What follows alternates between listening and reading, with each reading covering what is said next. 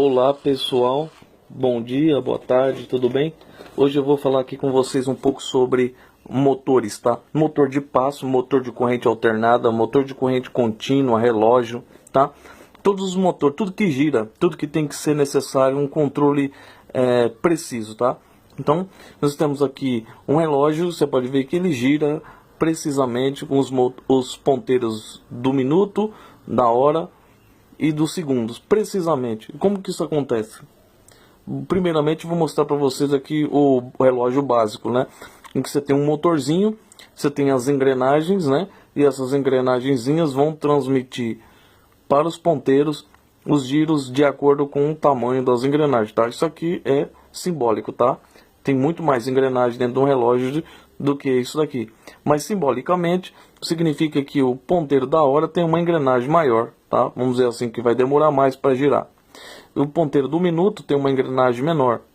E o ponteiro do segundo tem uma engrenagem pequena que gira mais rápido, por isso que o ponteiro do segundo não para, tá? E o sentido de giro é denominado pela bateria, pelo mais e pelo menos, e os ponteiros sempre giram no mesmo sentido, no sentido horário, de acordo com as engrenagens que tem dentro, tá? Tem um monte lá que faz eles girarem para o mesmo lado, tá? Porque se desse jeito tivesse, por exemplo, esse ponteiro aqui da hora, que demora mais para girar, giraria no sentido horário. Se tivesse ligado o ponteiro, essa outra engrenagem nessa, então ele giraria ao contrário, né? Porque enquanto essa giraria para cá, essa giraria ao contrário. Então isso aqui é simbólico, tá?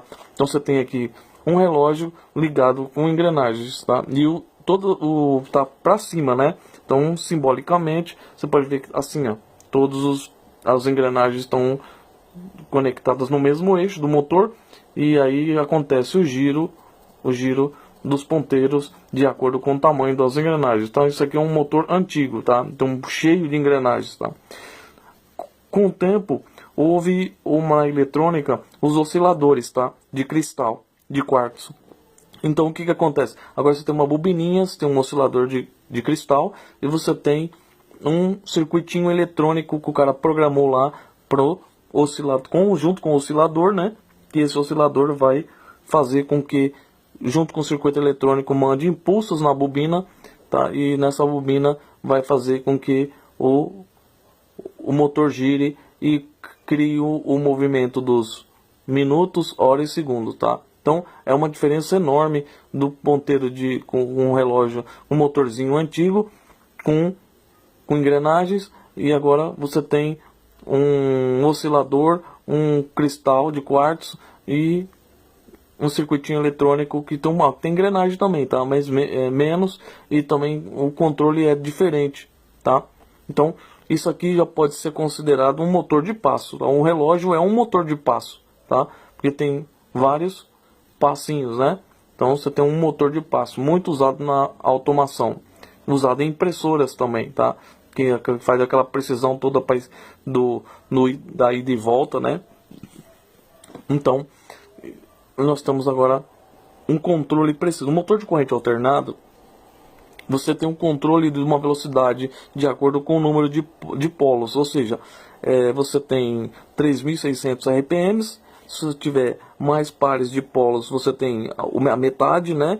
4 pares de polos, né? Você vai diminuindo, você vai aumentando a velocidade do motor de acordo com a quantidade de pares de polos, ou seja, ele vai girar ou de um lado para o outro com corrente alternada.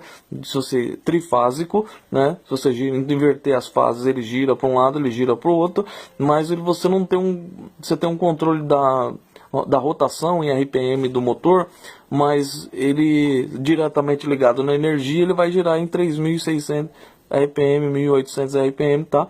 Você vai precisar de uma fonte controladora, que é um inversor de frequência, que é uma caixa cheia de eletrônica, para fazer o controle da velocidade desse motor através de uma programação, tá?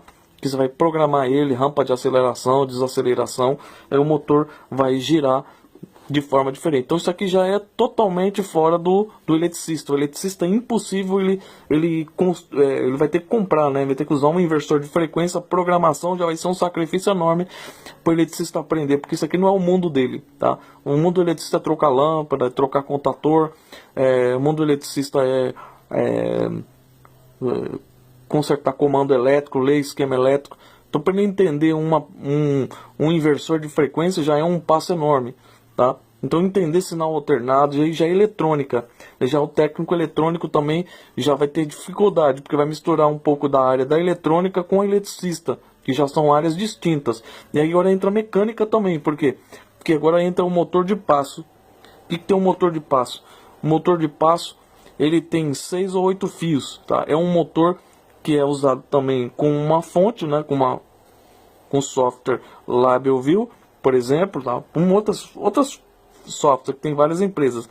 ST10S Plus, ele vai controlar um motor de passo, por exemplo, que tem 1.8 grau, por exemplo. Então esse motor aqui, ele tem 200 ppr, tá?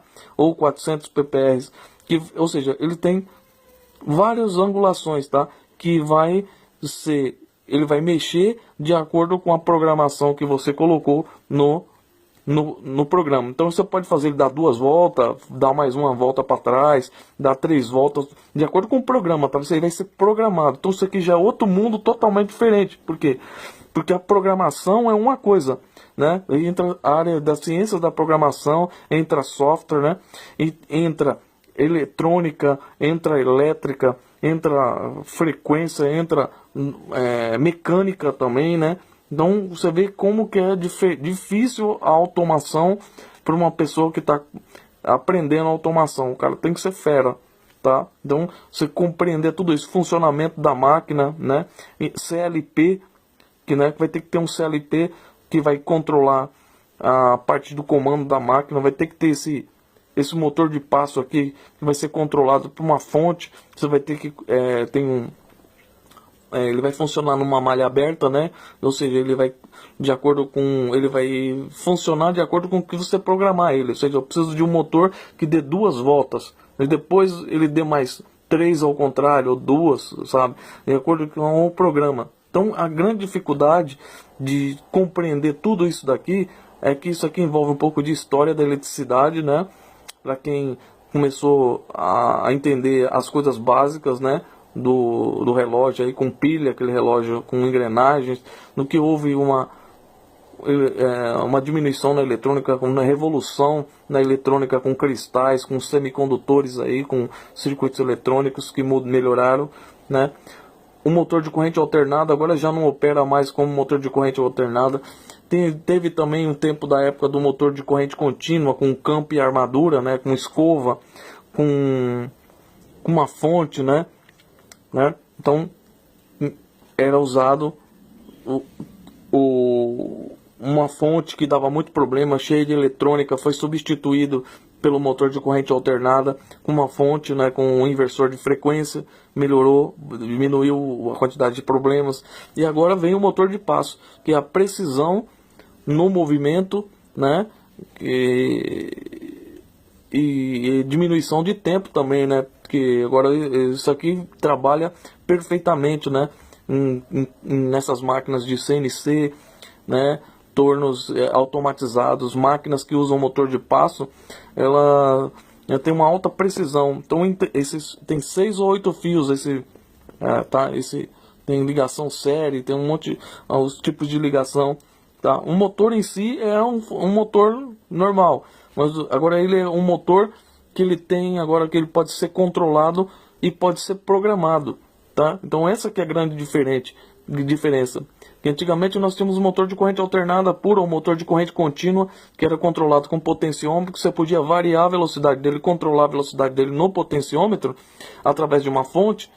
Agora isso aqui já não é mais, né? Você tem um motor que ele tem um controle de passo, você pode programar ele para ele fazer o trabalho. Então isso aqui era observado pelo operador. O operador controlava a máquina lá, ficava lá olhando a máquina, tinha muita coisa manual. Aí agora o motor de passo, ele programado, ele faz junto com as outras operações da máquina. Então a máquina praticamente funciona sozinha junto com o CLP, diminuiu a manutenção, diminuiu o espaço. Então a história da automação, da eletricidade, né, para quem trabalhou como eletricista, como mecânico, sabe, como quem foi operador de máquina, né, no tempos das antigas aí, sabe o quanto as coisas mudaram, né? Então mudou muito mesmo. Mas a grande vantagem é que relógio continua sempre relógio. Você vai entender um relógio automatizado com quartos, tá? Você vai aprender que tem um programinha lá que faz isso aqui funcionar. Você vai ter que aprender programação, você vai ter que entender os novos dispositivos. Um relógio é sempre relógio, tá? Um motor de corrente alternada controlada com um inversor de frequência, você vai entender como que ele foi programado, tá? Então, você tem muita coisa, por exemplo, aqui, rotuladeiras, etiquetadoras, impressoras, né? Em que temos que usam motor de passo, né? São coisas que são automatizadas, né? São coisas programadas, né? Então, tem que entender a programação também, né?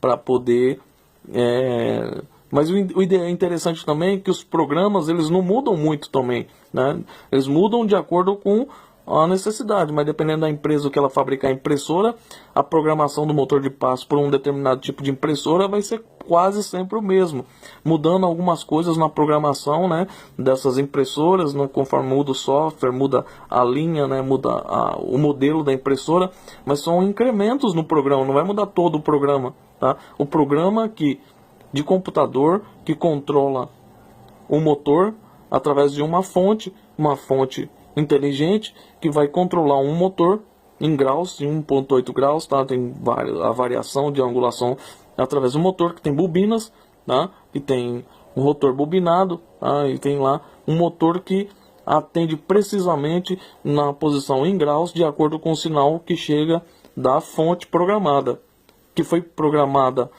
que é eletronicamente, tá? Que vai controlar o giro do motor e vai ter um programa de software que está controlando esse motor, tá? Um programa de software que vai colocar uma inteligência no giro, gira 2 vezes, gira 3 vezes, gira 1 grau, 2 graus, com precisão, né? De acordo com o que precisar.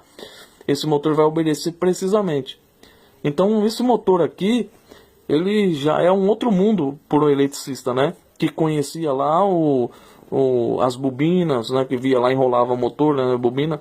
O motor em si, ele é só uma coisa. Agora o motor de corrente alternada, ele precisa ser acompanhado de um inversor, né? Que controla a velocidade desse motor, porque senão você não tem como controlar a velocidade do motor de corrente alternada. Ou senão você tem que ter um motor de corrente contínua, com fonte e potenciômetro para você controlar a velocidade. Agora, se você quiser que o motor freie, se você quiser que o motor você tem que programar o inversor de frequência. Agora o motor de passo, ele é um motor de alta precisão também, né? Com angulação, né? Que é uma revolução e vai trabalhar junto com o CLP isso aqui. Então o CLP já é outro mundo também para o eletricista que mexe com comandos elétricos, né? Em que envolve programação, envolve enxugamento, né? Automação da máquina, né? Então tudo isso daí é uma mudança geral, né? No sistema industrial, né? Que é totalmente automatizado. A máquina praticamente é inteligente agora, tá? Então tudo muda a partir dessa. Vocês têm que ter conhecimento profundo sobre elétrica, sobre eletrônica, sobre programação, né? Interface, né? Tudo isso aí, a visão de manutenção é outra. A visão de manutenção é outra. A visão de leitura, de acompanhamento da máquina, do software, né?